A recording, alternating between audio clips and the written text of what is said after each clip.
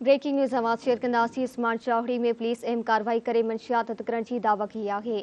SHO उमर साद मंसूर जमाली की अगवाणी में police वडे अटालन से गॾिजी टंडो सुमरो में ॻुझे इतला ते कार्रवाई कंदे वडे मिक़दार में मंशियात हथ करे वरिती है।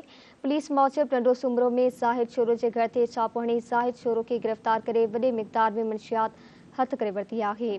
ब्रेकिंग न्यूज़ समाज से स्मार्ट चौहड़ी में शेयर कई पिया। पुलिस अहम कार्रवाई करे मंशियात हथ करण की दावा की है। SHO उमर साद मंसूर जमाली की अगवाणी में पुलिस से वडे अटालन से गॾिजी टंडो सुमरो में ॻुझे इतला ते कार्रवाई कंदे वडे मिक़दार में मंशियात हथ करे वरिती है। पुलिस मूजिब टंडो सुमरो में ज़ाहिद शोरो के घर से छापो हणी ज़ाहिद शोरो के गिरफ्तार करे वडे मिक़दार में मंशियात हथ करे वरिती है। वधिक तफ़सील मालूम कंदासीं AG आकलाणी खां। AG आकलाणी आग कजो।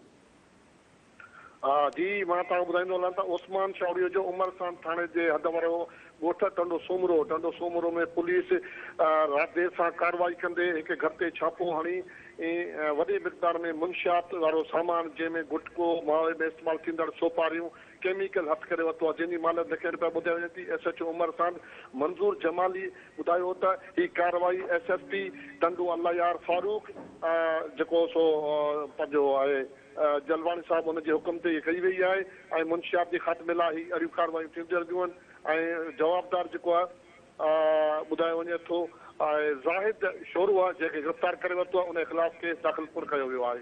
जी मेहरबानी अवां जी तफ़सीलनि लाइ।